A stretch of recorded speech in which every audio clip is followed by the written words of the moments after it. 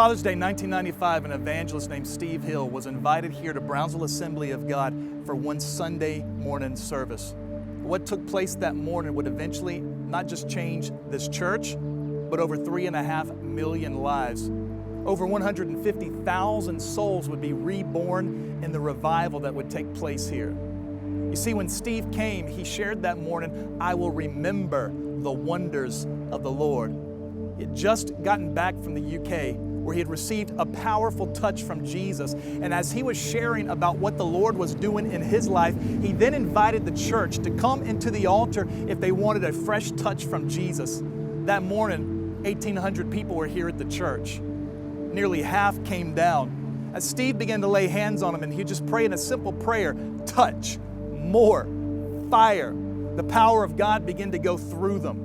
Oh, many of them had radical encounters with Jesus. The senior pastor, John Kilpatrick, was observing this from the platform. Oh, he was overwhelmed with what he was seeing beginning to take place in his people. He stepped down off the stage into the altar area to assist Steve. But when he came down into the altar area, he began to notice something was happening in the church.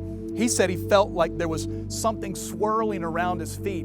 At first, he thought it might be the air conditioner was broken, but he noticed it was difficult for him to move, almost as if he was wading through the water. He then heard what he described as a sound, as if wind was being blown across the microphone.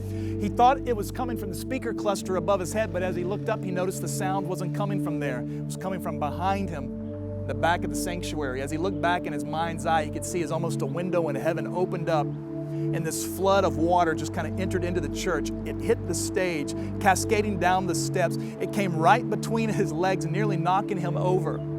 Usher came to their pastor to help assist because they noticed he was struggling. He asked to go to the pulpit.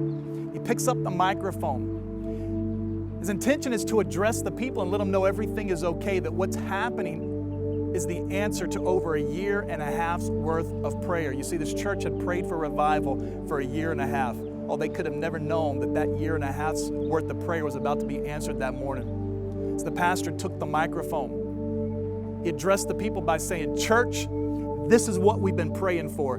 Get in." And at that moment, at 12:01 on Father's Day 1995, as the federal headship welcomed the move of God, the glory of the Lord just descended into the sanctuary.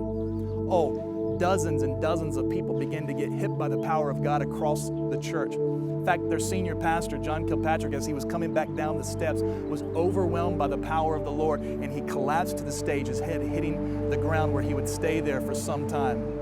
Oh, that service was supposed to be over at noon, but many people, they were leaving the church as the sun was coming back up the next day.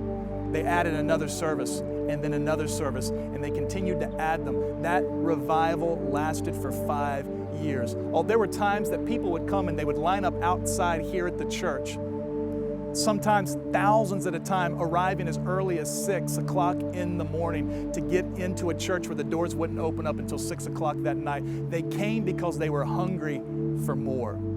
My friend, that was the prayer during the revival, more. And I have good news for you, that no matter where you're at with the Lord, there's more. I promise you that He's always ready to be able to visit those who are hungry and thirsty for more. He says, "Come to me and I'll give you rest. Come to me and ask for water and I will give you a spring that wells up to eternal life." He's the one who promises abundant life. So I promise you, my friend, there's always more.